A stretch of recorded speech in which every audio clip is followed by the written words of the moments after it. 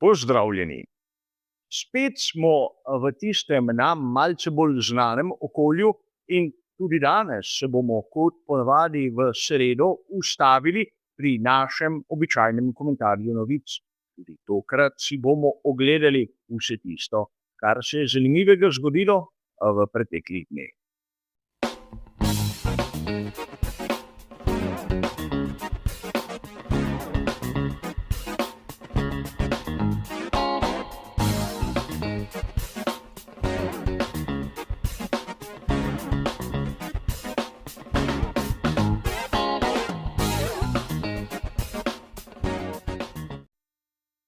Kot običajno se bomo tudi danes ustavili pri 4 različnih temah. In kot bomo videli skupaj, so nekatere novice stare le nekaj ur, da ne rečem nekaj minut.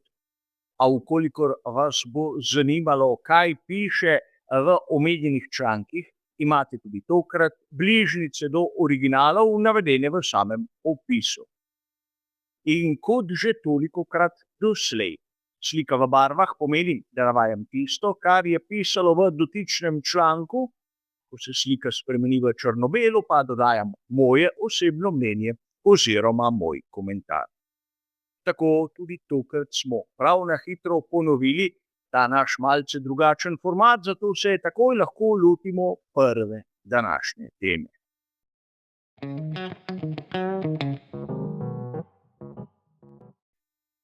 A v prvi današnji temi se bomo dotaknili novice, ki je odjeknila dobesedno v vseh medijih, ki se ukvarjajo s Formulo 1.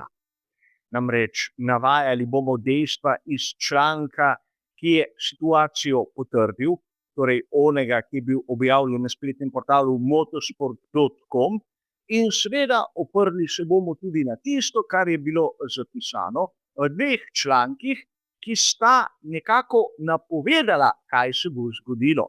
Torej, tistemu, ki je bil objavljen na spletnem portalu Planet F1 in onemu, ki smo ga lahko zasledili na portalu Racing News 365. Na kratko, Izaka Hadžajarja ne bomo videli na naslednjem vikendu velike nagrade Nizozemske. Staknil je poškodbo zapestja v telovadnici. In tu bi lahko dejali, da so pri Red Bullu napravili pravo rošado. Potrjeno je, da bo Hadžarja nadomestil Liam Lawson in na izpraznjen sedež Lawsona pri ekipi Racing Bulls bo prišel Yuki Tsunoda. In tu seveda lahko začnemo malce špekulirati, kaj se gredo pri Red Bullu.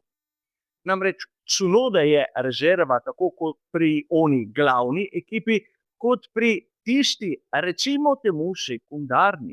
In najbolj enostavno bi bilo Tsunodo postaviti v Red Bull. S to ekipo ima več izkušenj kot Lawson in seveda bolj domač je pri sodelovanju z inženirji in podobno. A seveda pri Red Bullu so se odločili drugače. Treba je tu poudariti nekaj, da poškodba Hadžarja bi lahko bila nekako predvidljiva. Verjetno marsikdo izmed vas se še spomni, kaj se je zgodilo Patricku Depailleju v davnih 80-ih. In ne smemo pozabiti, da so poškodbo staknili tudi Juan Pablo Montoya in ne nazadnje Fernando Alonso ter Lance Stroll.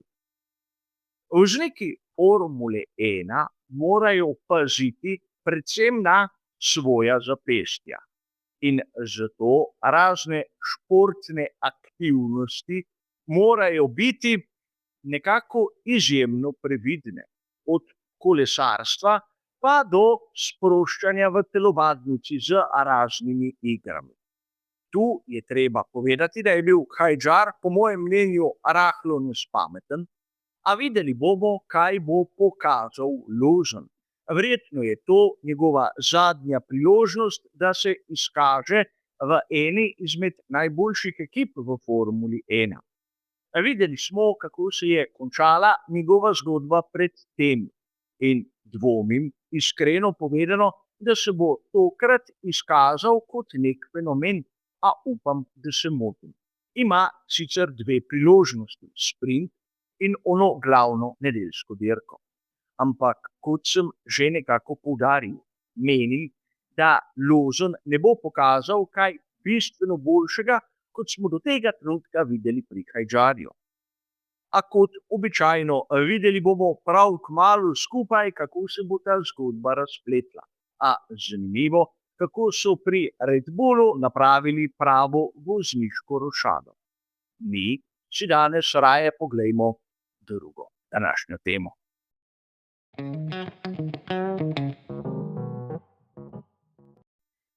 A v drugi današnji temi se bomo zopet vrnili k spletnemu portalu motosport.com. Le da je bil članek objavljen 18. avgusta.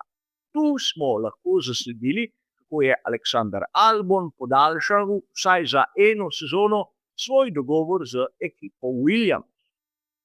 In zopet smo tam, ko nekateri avtori govorijo o senzaciji.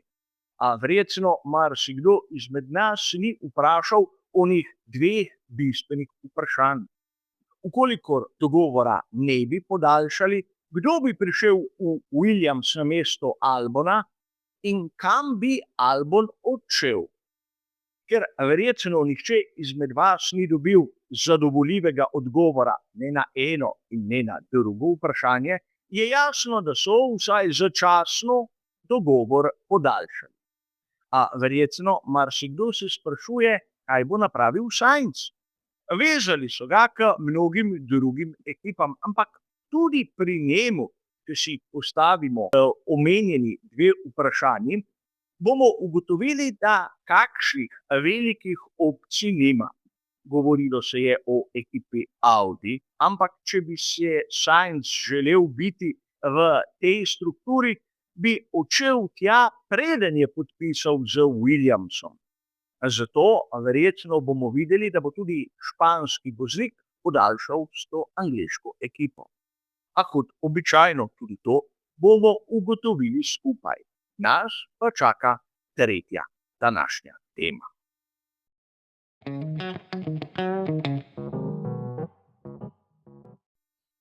A v tretji današnji temi se bomo zopet vrnili k spletnemu portalu motosport.com, ampak tokrat k članku, ki je bil objavljen na italijanski verziji tega vira.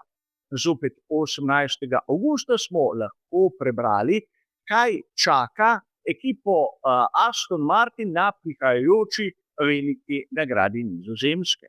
Kot dobro vemo, Honda bo pripeljala nov pogonski sklop. RA226H bo imel praktično izkoriščen tisti fond, ki mu ga je dal pravilnik ADUO na prvi meritvi. Torej dve generalni posodobitvi oziroma 11 milijonov proračuna več v letošnjem in naslednjem letu in seveda 230 ur več testiranja na samih mizah. In tu je treba poudariti, da že v samem uvodu lahko preberemo, kako naj bi imel ta novi pogonski sklop Honde približno 20 konjskih moči več. Bistveno manj od tistega, kar so mnogi govorili. Na začetku je bilo govora o 50, nato se je to zmanjšalo na 30. Sedaj lahko slišimo iz ust onih glavnih in odgovornih pri Hondi, da bo razlika v navednicah le 20. Seveda pri enoti, ki je svojo kariero začela nižje od ostalih, je mogoče doseči večje skoke kot pri onih, ki so bile bližje vrhu.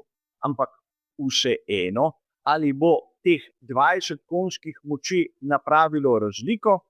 Na veliki nagradi Madžarske smo videli, da so spremembe pri šasiji že naredile svoje. Mogoče bo nov pogonski sklop Honde le pika na i. Ne, da bo Aston Martin začel zmagovati, ampak da bo lahko res začel posegati po tistih mestih, kjer se delijo točke. In tudi tu, skupaj bomo prav kmalu videli, kako zadeve delujejo. Nam je pa še ostala četrta današnja tema.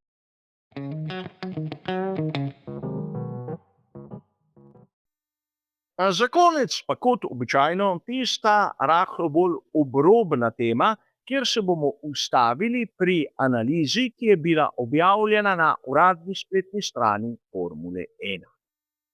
Tu je treba poudariti, da je njihov domači avtor Lorenz Barretto napravil dokaj dolgo analizo, ampak nas bo zanimal predvsem njen začetek.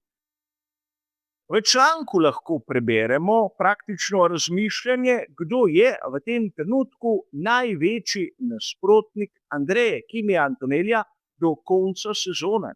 In Barretto ugotavlja, da praktično Antonelli nima samo enega pravega antagonista, ampak da jih ima kar nekaj. Imamo Lewisa Hamiltona, imamo Landa Norrisa, imamo celo tovarniško ekipo Mercedes z njihovimi težavami z zanesljivostjo.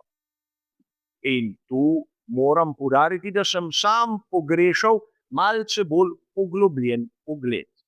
Po mojem mnenju je največji nasprotnik Andreje Kimija Antonellija v tem trenutku Antonelli sam. To, da bo imel več nasprotnikov na progi, je samo dobro zanj.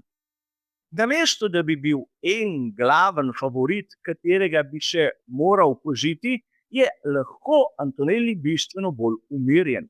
Namreč že prej omenjena, na primer Hamilton in Norris, si bosta lahko udobno kradla točke med seboj.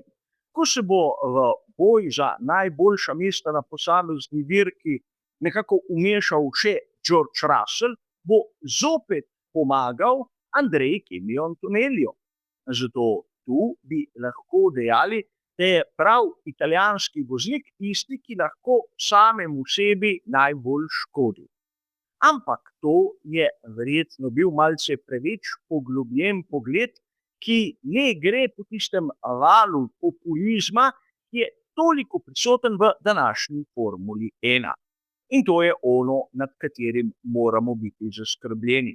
Ponujajo nam instant vsebine, ki pa nimajo nikakršne globine. To nekako potrjuje tudi ta članek, ki je objavljen na tisti uradni strani. A toliko o tem. Tudi danes smo prišli do konca našega rednega komentarja novic. Hvala za vašo pozornost in nasvidenje.